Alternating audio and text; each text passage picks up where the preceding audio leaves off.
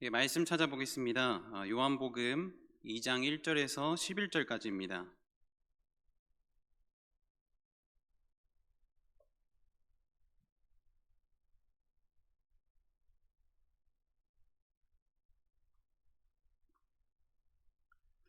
요한복음 2장 1절에서 11절까지입니다.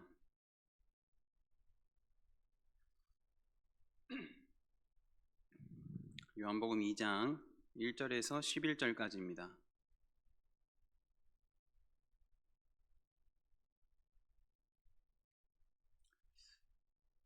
예, 말씀을 봉독하겠습니다. 사흘째 되던 날 갈릴리 가나에 혼례가 있어 예수의 어머니도 거기 계시고 예수와 그 제자들도 혼례의 청함을 받았더니 포도주가 떨어진지라. 예수의 어머니가 예수에게 이르되 저들에게 포도주가 없다 하니 예수께서 이르시되 여자여 나와 무슨 상관이 있나이까? 내 때가 아직 이르지 아니하였나이다. 그의 어머니가 하인들에게 이르되 너희에게 무슨 말씀을 하시든지 그대로 하라 하니라. 거기에 유대인의 정결 예식을 따라 두세 통 되는 돌 항아리 6이 놓였는지라. 예수께서 그들에게 이르시되 항아리에 물을 채우라 하신즉 아귀까지 채우니 이제는 떠서 연회장에게 갖다 주라 하심에 갖다 주었더니 연회장은 물로 된 포도주를 맛보고도 어디서 났는지 알지 못하되 물 떠온 하인들은 알더라. 연회장이 신랑을 불러 말하되 사람마다 먼저 좋은 포도주를 내고 취한 후에 낮은 것을 내거늘 그대는 지금까지 좋은 포도주를 두었도다 하니라. 예수께서 이 첫 표적을 갈릴리 가나에서 행하여 그의 영광을 나타내심에 제자들이 그를 믿으니라. 아멘. 오늘도 우리가 함께 예배하는 귀한 시간이 되기를 주님의 이름으로 축복합니다. 여러분, 우리가 함께 읽은 이 요한복음이라는 성경은요, 사복음서 중에서도 굉장히 좀 유별난 복음이라고 할 수 있습니다. 제가 유별나다고 표현한 이유는 마태, 마가, 누가복음 이 세 가지를 우리가 공관복음이라고 이제 부르는데요. 근데 요한복음 같은 경우는 다른 흐름으로 기록이 된 복음서입니다. 우리가 알고 있는 공관복음, 이 말의 뜻이 공통적인 사건을 다른 관점으로 봤다는 뜻입니다. 자, 이렇게 복음서는 마태와 마가 그리고 누가복음 공관복음으로 이루어져 있고 그리고 요한복음으로도 함께 나오고 있게 되는 것이죠. 자, 그런데 요한복음은 이 세 복음서와는 다르게 공관복음으로 보지는 않습니다. 왜냐하면 이야기의 흐름이 완전히 다르기 때문이에요. 자, 오늘 본문을 나누기 전에 먼저 이 부분만 잠깐 짚고 좀 넘어가겠습니다. 여러분, 공관복음이라는 거는 아까 말씀드렸다시피 한 사건을 여러 사람이 보고 각각 자신의 어떤 주관대로 기록한 것을 말합니다. 자, 우리가 각각의 복음서를 알아가고 또 묵상하기 위해서는요, 그 저자의 의도와 그 저자가 어떤 주제를 가지고 이 복음서를 기록을 했는지를 우리가 마땅히 알 필요가 있게 됩니다. 자, 순서상 마가복음이 먼저 첫 번째로 기록이 되었어요. 자, 그 다음에 이 마가복음을 토대로 마태와 누가가 각각 복음서를 기록을 합니다. 자, 복음서가 각각의 주제가 있다고 말씀을 드렸는데 이 마태복음 같은 경우에는 왕으로 오신 예수님을 기록을 해요. 그게 큰 주제입니다. 자, 마가복음은 종의 모습으로 오신 예수님, 이것이 주제예요. 자, 누가복음은 사람의 모습, 인간의 모습으로 오신 예수님을 주제로 기록을 합니다. 자, 그런데 이 요한복음은요, 이 공관복음들과는 완전히 다른 시각과 흐름이 존재하고 있어요. 마태, 마가, 누가복음은 예수님의 그 공생애를 시간 순서대로 아주 잘 기록하는 반면에 요한복음은 그렇지 않습니다. 완전 무작위로 사건을 기록을 해놔요. 자, 그렇다면 요한이 그렇게 기록을 한 의도가 있다는 것을 우리가 알 수 있게 되죠. 요한은요, 예수님이 하나님이심을 드러내기 위해서 복음서를 기록합니다. 예수가 바로 하나님의 아들이면서도 하나님과 동등한 분이심을 드러내기 위해서 이 주제를 가지고 기록을 했어요. 자, 이 주제를 가지고 우리가 함께 이 본문을 함께 보도록 하겠습니다. 자, 우리가 함께 읽은 요한복음 2장 1절에서 11절의 이 본문 이야기는요, 너무나 잘 알고 있는 가나 혼인 잔치에 대한 이야기죠. 자, 그리고 이 기록은 요한이 요한복음이 총 21장으로 구성되어 있는데 이 21장 속에서 예수님의 표적이 7가지가 등장합니다. 그래서 이것을 7대 표적이라고 얘기를 하는데 첫 번째 표적에 해당되는 이야기예요. 예수님의 공생의 사역 중에서도 첫 번째 표적을 요한이 기록을 한 겁니다. 자, 이 기적이 요한이 기록을 할 때 단순한 기적으로만 기록을 한 것이 아니라 말 그대로 표적이라고 많이 사용을 하는데 예수님이 하나님이심을 알려주고자 했던 것을 우리가 알 수 있게 돼요. 자, 가나 혼인잔치는 물로 포도주를 바꾼 어떤 화려한 기적이나 그곳의 수많은 사람들에게 아주 진귀한 현상을 보여주고자 했던 이야기가 아닙니다. 이 이야기는요, 예수가 바로 하나님과 동등한 분이심을 드러냈던 첫 번째 기록이에요. 자, 이 말씀을 통해서 여러분들과 한 가지 주제를 좀 나눠보고 싶습니다. 예수님이 보여주시는 표적의 목적은요, 문제 해결이 아니라 믿음을 주셔서 예수를 믿게 한다는 거예요. 예수님이 보여주시는 표적이 있는데 그 표적의 목적은 문제 해결이 아니라 예수님이 하나님이심을 드러내 보이는 겁니다. 예수님이 일하실 그때에 비로소 사람들이 예수님을 믿을 수 있는 그 믿음을 가질 수 있다는 것을 우리가 함께 말씀을 통해 보도록 하겠습니다. 예수님의 공생의 사역을 이제 처음으로 시작하실 때 갈릴리의 한 도시였던 가나에 혼인 잔치가 이루어지게 됩니다. 우리가 익히 알고 있는 대로 유대인의 결혼은 두 가지로 이제 구성이 되죠. 먼저는 정혼식이 있고 그 다음에는 이제 결혼식으로 이루어집니다. 자, 오늘 기록된 혼인 잔치는 이 정혼의 기간을 다 마치고 결혼식을 하고 난 뒤에 일주일 동안 이루어지는 축제와도 같은 파티예요. 그리고 하객들과 손님들을 다 초청을 해서 그냥 마을에서 그냥 큰 파티가 이루어졌다고 보시면 됩니다. 자, 그렇기 때문에 이 혼인잔치는 아주 풍성한 먹을 것들, 그리고 포도주, 그리고 음악에 맞추어서 많은 하객들과 그리고 손님들이 춤을 추는 굉장히 즐거움과 기쁨과 환호가 있던 기간이었습니다. 그리고 일주일 동안 이 잔치를 쉬지 않고 진행을 했다고 나오고요. 이런 혼인잔치는 그 마을에 있는 사람이라면 모를 수가 없는 아주 성대하게 치러졌던 잔치이기 때문에 기존에 초청된 하객들 외에도 추가로 초청되는 새 손님들이 가득했습니다. 자, 오늘 본문 1절에 보시면은 그 혼인잔치에 예수의 어머니 마리아가 먼저 초청이 되어서 그곳에 가 있었다고 말을 해요. 자, 마리아가 혼인잔치에 며칠 동안 참여를 했는지는 요한이 기록을 하지 않습니다. 자, 그러나 마리아가 먼저 초청을 받은 뒤에 이어서 예수님과 그의 제자들이 초청을 받게 돼요. 자, 요한복음 1장 29절 이하의 기록으로부터 오늘 혼인잔치까지 이 요한이 지속된 시간의 흐름을 가지고 이야기를 계속 기술합니다. 이 기록들을 보면은 예수님이 광야의 시험을 다 마치신 뒤에 세례 요한에게 세례를 받으시고 베드로와 안드레를 만나세요. 그리고 그 다음날 빌립과 나다나엘을 만나셨음을 우리가 알 수 있습니다. 자, 그렇다면 혼인잔치 당시에는 예수님과 4명의 제자들이 있었다는 거예요. 자, 여러분, 여기서 우리가 한 가지만 좀 짚고 넘어가겠습니다. 자, 이때 당시 예수님을 따라다녔던 4명의 제자들은요, 예수님을 따라가긴 했지만 예수님이 정확하게 어떤 분이신지는 표적을 보지 못한 상태예요. 그 전에는 예수님이 아버지 아무것도 일을 하지 않은 상태였습니다. 나다나엘은 가나 혼인잔치 이전에 예수님과 대화를 하면서 이분은 하나님으로부터 오신 분이다, 하나님의 아들임이 틀림없다라고 확신은 합니다. 자, 그런데 그 역시 예수님이 하나님의 아들이라는 표적을 보지는 못했어요. 다른 제자들도 예수님이 어떤 분이신지에 대해서 그 어떤 표적을 아직 보지 못한 상황입니다. 자, 요한이 이 가나 혼인잔치의 표적을 예수님의 첫 번째 표적이라고 소개하는 이유가 있어요. 그 첫 표적을 통해서 비로소 그의 제자들이 예수님을 믿을 수 있었다는 것을 알려주도록 우리에게 얘기를 하고 있는 겁니다. 예수님은 항상 계획과 목적과 대상을 설정하시고 표적을 보여주세요. 그리고 그 표적을 통해 자신이 어떤 분이신지를 드러내 보이십니다. 나 이런 사람이야, 나 이런 존재야를 표적을 통해 보여주신다는 거예요.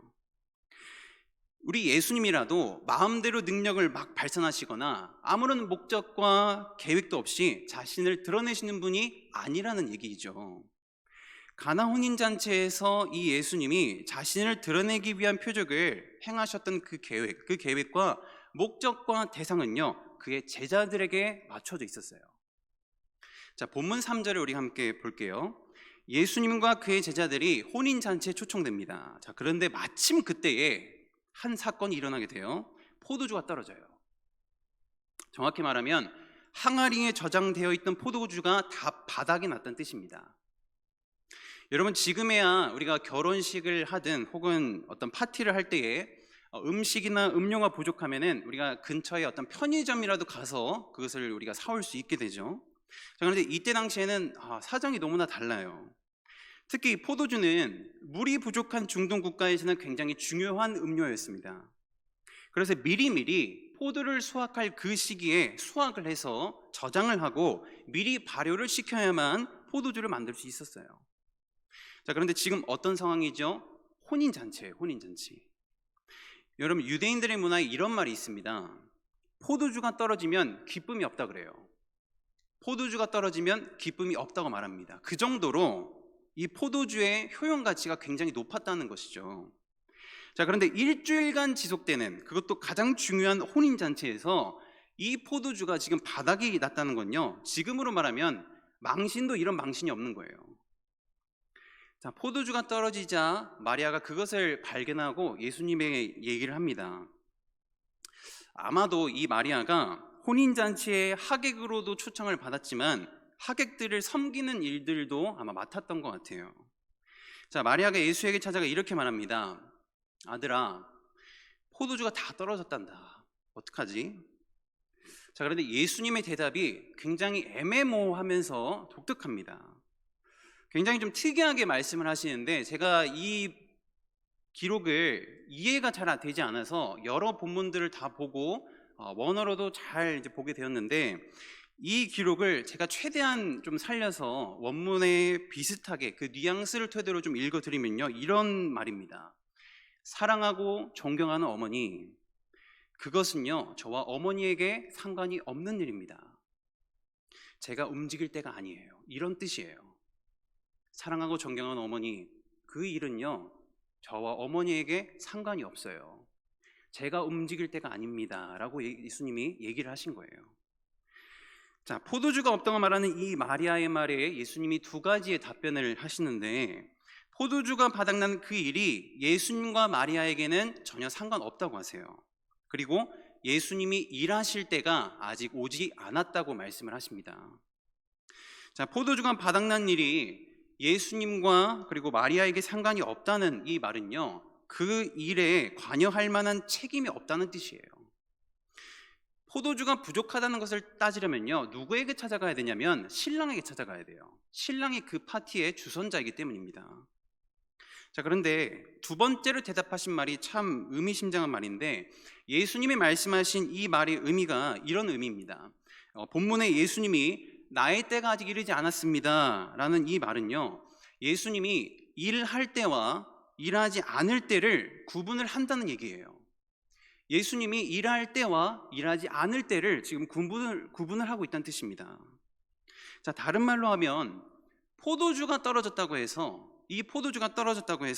예수님이 그 문제를 해결하기 위한 목적을 가지고는 일하지 않겠다는 뜻이에요. 포도주가 바닥났어요. 근데 그 일 때문에 예수님이 움직이시지는 않겠다는 뜻입니다. 포도주를 채우기 위한 목적으로 예수님이 일하시지는 않겠다는 뜻이에요. 자, 서두에 말씀드렸듯이 예수님이 어떠한 표적을 행하실 때는요, 반드시 그 표적을 보여주시는 목적과 계획과 뜻이 있습니다. 예수님은 포도주를 채우기 위한 목적으로 움직이지 않겠다라고 마리아에게 말씀을 하신 거예요. 예수님의 목적이 다른 곳에 있었습니다. 자, 그런데 마리아가 이 예수님의 대답을 아주 주의 깊게 들어요. 그리고 잘 새겨들었습니다. 그리고 하인들에게 이렇게 얘기를 해요. 무슨 일이든지 그가 시키는 대로 다 해라. 무슨 일이든지 그분이 시키는 대로 너희들 다 따라해. 제가 이 마리아의 대답을 좀 계속 묵상을 하다가 마리아가 너무 지혜로운 여인이라는 것을 제가 알게 되었어요. 예수님이 대답한 이 말의 의미를 마리아가 정확하게 이해를 했던 사람입니다. 왜 마리아가 예수님의 대답을 듣고 하인들을 불러서 예수님이 무엇이든지 시키면 그것을 그대로 따르라고 말을 했을까요? 조만간 곧 무슨 일이 일어나겠구나. 예수님이 곧 있으면 목적을 가지고 움직이실 것을 마리아가 알았던 거예요. 예수님이 하시는 일을 돕기 위해서 마리아가 하인들에게 미리 일러둔 겁니다. 예수님이 일하시는 때에 방해가 되지 않도록, 그분이 하시고자 하는 일을 그대로 이루시도록 마리아가 하인들에게 지시를 한 것이죠. 예수님이 포도주를 채우기 위해서만 일하지 않는다는 것을 마리아가 먼저 깨달았다는 것입니다. 예수님이 어떤 목적을 가지고 움직이실지를 기대를 하면서 하인들에게 그가 시키는 일이라면 무엇이든지 하라고 지시를 한 것이죠. 자, 그리고 곧 이어서 우리 예수님이 자리를 털고 일어나세요. 예수님이 하인들에게 그 돌 항아리 6통에다가 물을 가득 부으라고 합니다. 하인들이 마리아가 지시한 대로 예수님의 말을 듣고 곧바로 물을 가져와서 6개의 그 항아리에 가득 붓게 돼요. 그리고 예수님이 그 물을 떠서 이제 연회장에게 갖다 주라고 얘기를 합니다. 참 놀랍게도 이 연회장이 마셨던 건요, 물이 아니라 포도주였다는 것을 우리가 알 수 있죠. 자, 이것이 예수님의 공생에 일어났던 첫 번째 표적이었어요.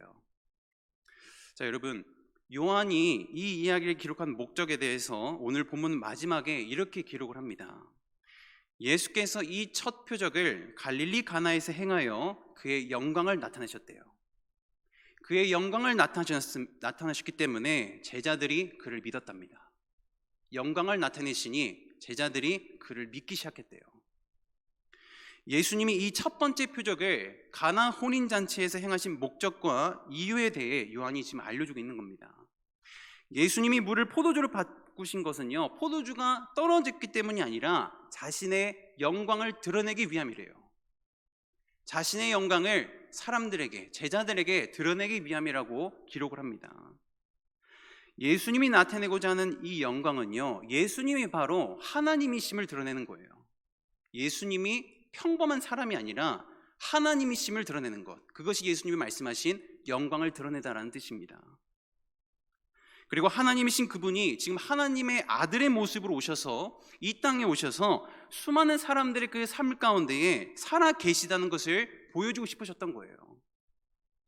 예수님이 물을 포도주로 바꿈으로 인해서 예수님이 하나님이심이 드러났고요, 이 표적으로 인해 그의 제자들이 비로소 예수님을 믿게 되는 일이 일어납니다. 이것이 바로 예수님이 일하시고자 했던 이유였어요. 이 목적을 이루시기 위해 예수님이 자신의 때에 가장 정확하게 일을 하신 겁니다.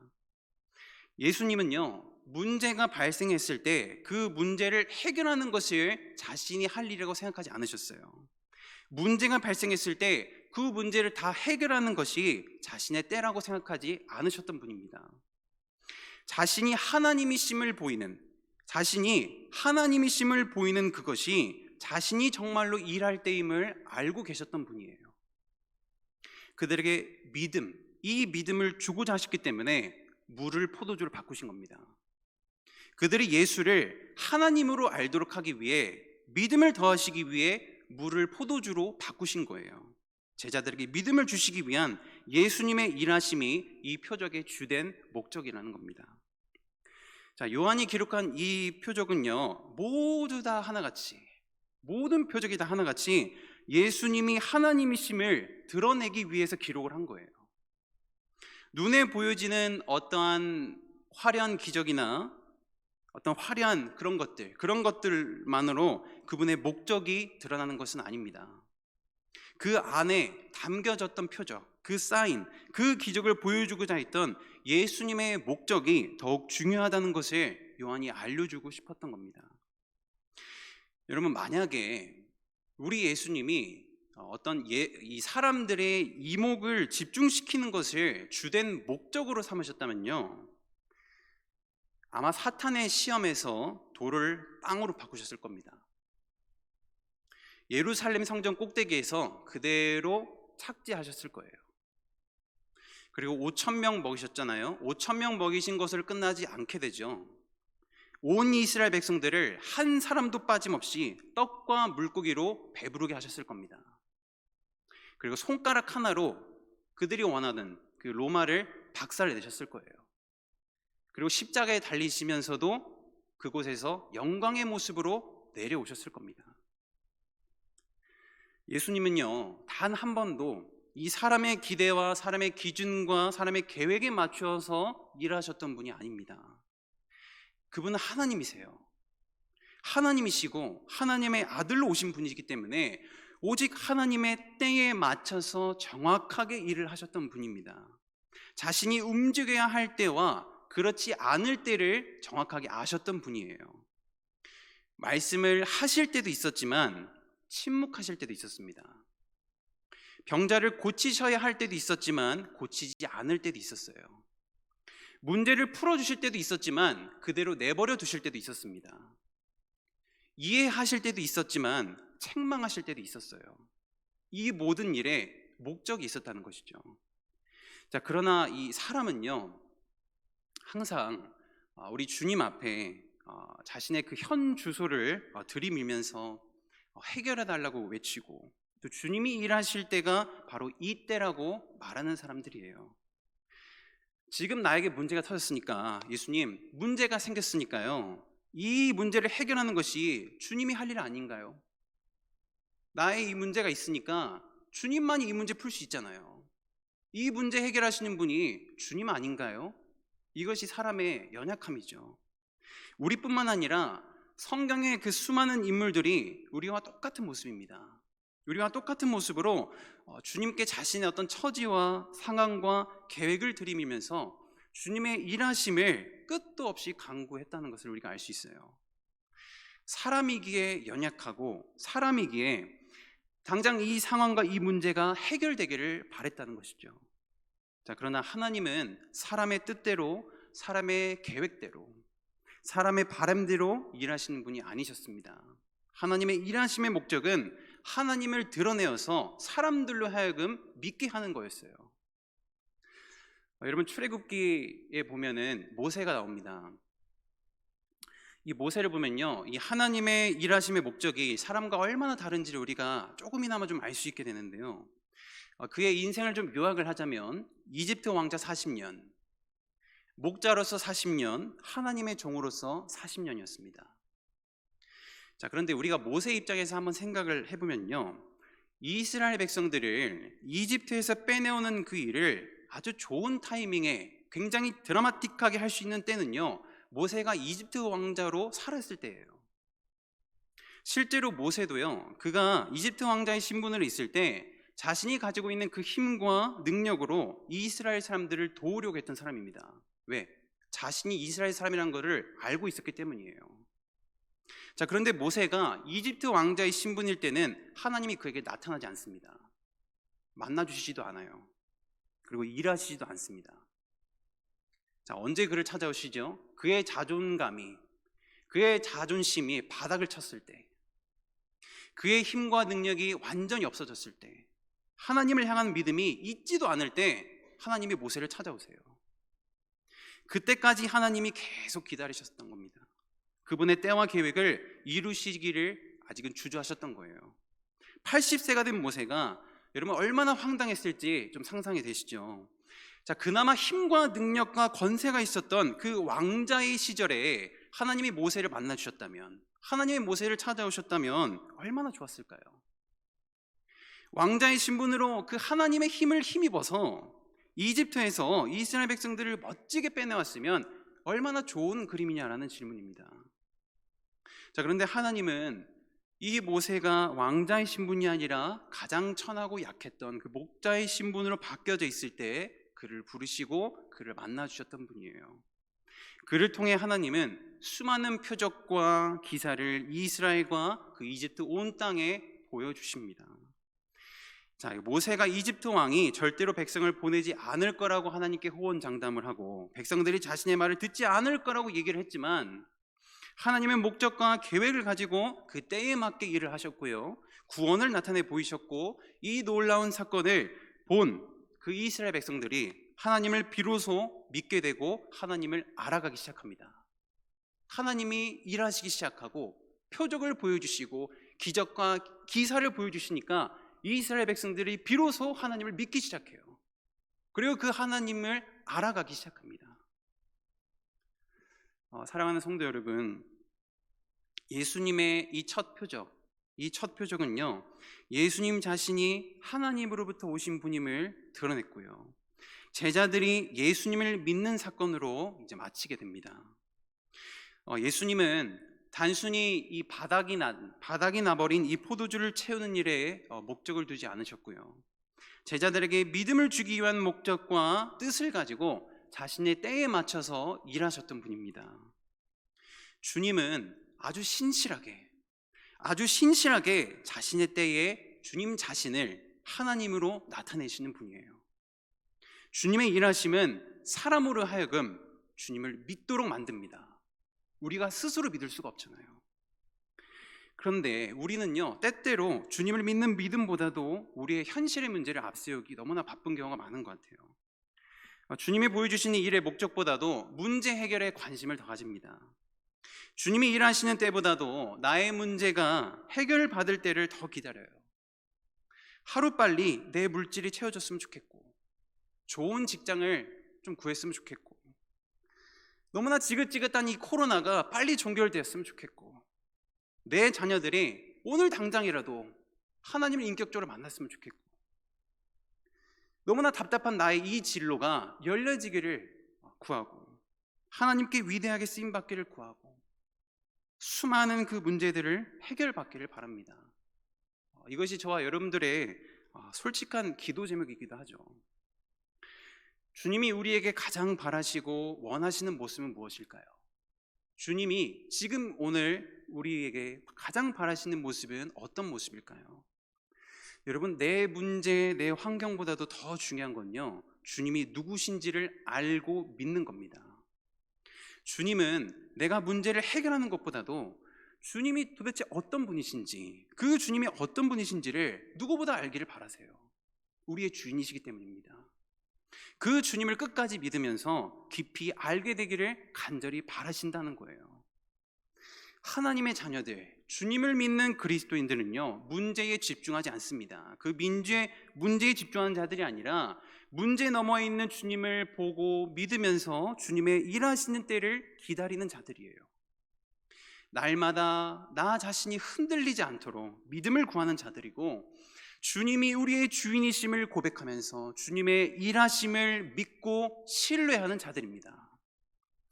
그러므로 기쁜 마음으로 여러분들을 권면하고자 합니다. 주님께 나의 모든 것을 내려놓고 주님의 신실하심을 바라보시면서 주님이 내 삶을 친히 이끌어 가시도록 순종하시기를 축복합니다. 아무것도 아닌 우리의 삶 속에 주님이 찾아오셔서 주님이 살아 계시다는 것을 보여주실 거예요. 그때에 우리는 주님을 더욱더 알아가게 될 것입니다. 나의 때를 내려놓고 주님의 때를 기다리시기를 축복합니다. 반드시 주님은 우리의 삶을 선하게 인도하실 거예요. 나의 문제를 내려놓고 주님의 일하심을 구하십시오. 반드시 주님은 우리에게 그 주님의 살아계심을 나타내 주셔서 우리로 하여금 주님을 온전히 믿을 수 있도록 도와주실 겁니다. 이러한 은혜와 이러한 충만한 그 은혜와 사랑이 우리 모든 하저교회 성도분들에게 충만하기를 우리 주님의 이름으로 축원합니다. 우리 함께 기도하겠습니다.